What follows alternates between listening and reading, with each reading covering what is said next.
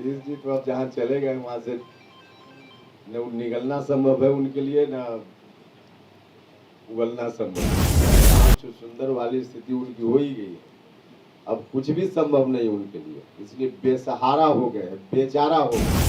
सब रास्ता को छोड़ के गलत रास्ता नीतीश जी चुन लिए, तो जिसका नतीजा कब आएंगे। लेकिन हमने कहा है कि अब वहाँ मेरे साथ कौन लोग आएंगे नहीं आएंगे एक विषय है, लेकिन जेडीयू में अब कोई नहीं रहने वाला, इतना तो तय है। नीतीश जी तो अब जहाँ चले गए वहां से न निकलना संभव है उनके लिए, न उगलना संभव है, कुछ भी संभव है। अब बिल्कुल साफ सुंदर वाली स्थिति उनकी हो ही गई है, अब कुछ भी संभव नहीं उनके लिए, इसलिए बेसहारा हो गए, बेचारा हो गए। लेकिन फिर हम कहेंगे कि कोई अनजाने नहीं हुए, जानबूझकर हुए, जानबूझकर हुए। उनके सामने कई ऑप्शन था, कई रास्ता था, लेकिन सब रास्ता को छोड़ के गलत रास्ता नीतीश जी चुन लिए, तो जिसका नतीजा अब यही होना है। हमने तो कहा है कि मुहूर्त लोग देख रहे हैं, अलग अलग मुहूर्त होगा लोगों का, तो उस मुहूर्त पर लोग आते जाएंगे। क्या पहला खाता रामेश्वर महतो से खुलेगा क्या? आपकी पार्टी में आने वाले सवाल खड़े किए प्रदेश अध्यक्ष। देखिए, किसी व्यक्ति का नाम लेके चर्चा करना तो मुनासिब नहीं है, कौन कब आएंगे। लेकिन हमने कहा है कि अब वहाँ मेरे साथ कौन लोग आएंगे नहीं आएंगे एक विषय है, लेकिन जेडीयू में अब कोई नहीं रहने वाला, इतना तो तय है।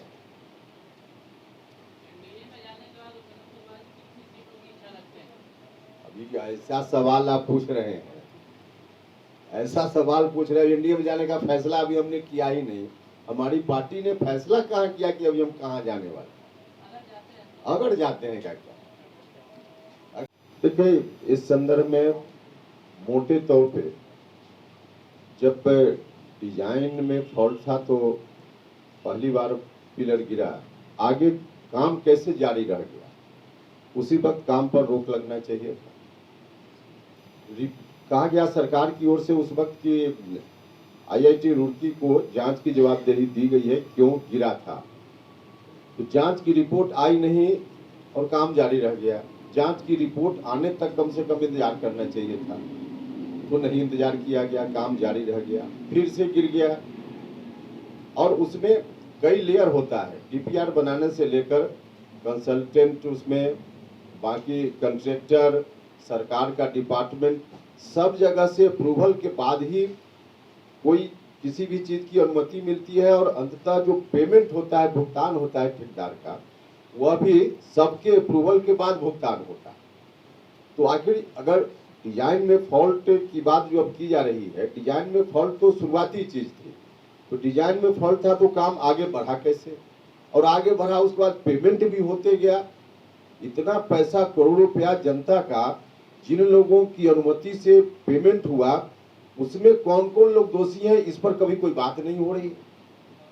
तो कौन लोग दोषी है, इसका व्यापक इसकी जांच होनी चाहिए, और हाई कोर्ट के किसी जज की निगरानी में जांच का काम होना चाहिए, ताकि जनता के एक एक पैसा का हिसाब मिल सके।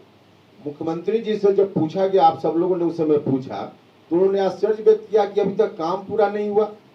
काम पूरा होने की बात, काम पूरा हो जाता, सौभाग्य से पहले कुछ हो गया, अन्यथा पुल चालू होता तब होता तो बड़ा हादसा हो जा सकता। तो कुल मिला जुला कर अभी भी मजाक जैसा इसमें चल रहा। कैसे आखिर पैसा खर्च होते चला गया, दो बार व्यवधान आया उसके बावजूद भी, और कोई भी एजेंसी उसमें एक सिर्फ डिजाइन फॉल्ट की बात की जा रही है। तो डिजाइन का तो अप्रूवल जहां से भी हो तकनीकी रूप से, किन किन लोगों ने अप्रूव किया, फिर कैसे सैंक्शन हो गया, फिर कैसे पैसा खर्च होते गया, पेमेंट होते गया, इन तमाम चीजों की जांच होनी चाहिए। और मुझको लगता है कि इसमें बड़ी मिली भगत, अगर जांच के बाद परिणाम आएगा तो दिखेगी कि बड़ी मिली भगत है। और इसमें जो जो एजेंसी इन्वॉल्व है, हमारी आशंका आगे के लिए भी है कि सिर्फ इसी प्रोजेक्ट में नहीं बल्कि बिहार में और कई जगह जो प्रोजेक्ट अभी शुरू होने वाला है या शुरू हो चुका है, उसमें भी इन लोगों का इन्वॉल्वमेंट है। अब अगर यही स्थिति आगे भी रही तब क्या होगा, सीधे सरकारी धन की लूट मुख्यमंत्री जी अब जैसा कि हमने कहा कि अब अपने दायित्वों को छोड़कर दूसरे काम में लग गए हैं। इन चीजों पर ध्यान नहीं देने का मतलब है कि लूट की छूट इन्होंने डायरेक्ट या इनडायरेक्ट दे दी है। इसलिए हम मुख्यमंत्री जी से आग्रह करते हैं कि जनता ने जो जवाबदेही आपको फिलहाल दी है 5 साल के लिए, कम से कम उतना दिन तक जनता के प्रति जो जवाबदेही उसका निर्वहन ईमानदारी से कीजिए। बाकी काम में कैसे आप बैलेंस बनाइएगा आपका मामला है, लेकिन उसके चलते जनता को निरीह मत छोड़ दीजिए, जनता को बेसहारा मत छोड़ दीजिए। इस तरह का जो संवैधानिक दायित्व उनके ऊपर है, इस दायित्व का निर्वहन उनको करना चाहिए। मुझको लगता है कि हिंदुस्तान में शायद पहला मुख्यमंत्री, पहला उदाहरण यह होगा जहां जनता ने मुख्यमंत्री बनाया और मुख्यमंत्री के काम को छोड़कर बाकी काम में लगे हुए हैं। तो यह काम मुख्यमंत्री जी को करना चाहिए, ध्यान देना चाहिए। एक छोटा उदाहरण हम और देंगे। हम लोग शिक्षा की बात करते रहते हैं, बहुत दुख होता है। अभी तक जून का महीना लगभग बीत गया, जुलाई आने वाला, और 45% बच्चों को अभी तक सरकारी विद्यालयों में किताब नहीं मिल पाई। कौन देखेगा इन चीजों को? 45% बच्चे बिना किताब के पढ़ रहे हैं। अभी 45% जो एक एवरेज है, एवरेज का मतलब कहीं कहीं होगा कि 60%, 70% किसी स्कूल में बच्चों को किताब नहीं मिली हो। आखिर कैसे बच्चा पढ़ेगा? कौन देखेगा इन चीजों को? तो एक तरफ देश को बनाने और बचाने की बात कर रहे हैं और दूसरी ओर जो अपना घर है उसी में आग लगी हुई है। इस आग को कौन बुझाएगा? मुख्यमंत्री जी। इसलिए उनको देखना चाहिए, बाकी काम वो करें ना करें उनकी मर्जी, लेकिन जनता के प्रति जो फिलहाल दायित्व है उस दायित्व का निर्वहन उनको करना चाहिए। हम उनसे आग्रह करते हैं, उनसे हमारी अपेक्षा है। इस मामला में अब स्पेसिफिक हम क्या कहें, निश्चित रूप से भ्रष्टाचार कहीं भी है तो उसके खिलाफ कार्रवाई तो होनी ही चाहिए, और कहाँ कहाँ भ्रष्टाचार है तो कार्रवाई अगर होती है तो होनी चाहिए, लेकिन अब कहाँ होगी नहीं होगी इस पर हम कैसे बताएं? उपेंद्र कुशवाहा कैसे देखते हैं? अभी जो विपक्षी पार्टियों की बैठक हुई, प्रधानमंत्री ने आज उसी पर निशाना साधा, तमाम जितनी विपक्षी पार्टियां थी उन सभी पर भ्रष्टाचार के गंभीर आरोप हैं। ये तो भ्रष्टाचारियों की जमात की बात हुई ना। हाँ, निश्चित रूप से आरोप तो है इन लोगों के ऊपर, आरोप तो है। अब इस आरोप पे लोगों को जवाब देना चाहिए कि इस आरोप से बचने के लिए गठबंधन कर रहे हैं या क्या कर रहे हैं। जवाब तो इन लोगों को देना चाहिए, लेकिन आरोप तो है लोगों के ऊपर। गलतफहमी के शिकार मुख्यमंत्री जी को भी नहीं होना चाहिए। लालू जी जो कुछ भी कर रहे हैं अपने बेटा को मुख्यमंत्री बनाने के लिए कर रहे हैं, कोई नीतीश कुमार को आगे बढ़ाने के लिए नहीं कर रहे हैं। गलतफहमी के शिकार अगर होते हैं जनता दल यूनाइटेड के लोग तो होते रहे। सिर्फ और सिर्फ उनकी चिंता है लालू जी की बेटा को मुख्यमंत्री बनाने की, नीतीश कुमार को बनाने की नहीं है बात। और यह बात तो संकेत में लालू जी ने बता दिया उसी दिन मीटिंग में, जब यह कहा जा रहा था दूसरा पक्ष की ओर से कि बाराती है, लोग जुट रहे हैं, दूल्हा कहाँ है। इसका आशय लोग समझ रहे थे और इसका जवाब स्वयं लालू जी ने बड़ी मीटिंग में उसका जवाब दिया। राहुल गांधी की शादी पर चर्चा करने का क्या संकेत था कि हम सब लोग बाराती हैं, दूल्हा तो राहुल जी हैं।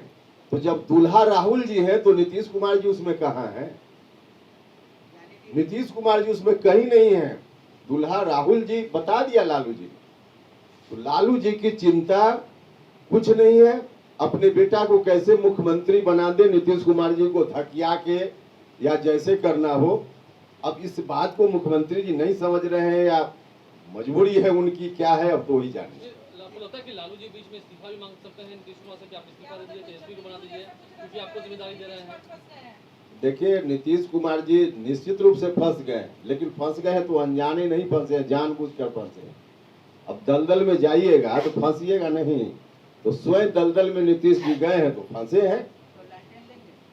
लालटेन तो लेने, यही तो दलदल है, वही तो दलदल है कि अब लालटेन ने, अब बिजली की रोशनी छोड़कर लालटेन लेकर घूमने लगे नीतीश जी, तो वही तो दलदल में चले गए और उस दलदल में फंसने के अलावा कुछ नहीं है। और यह बात साफ साफ लालू जी ने बता दिया, जिसको समझना हो समझे, नहीं समझना हो मत समझे।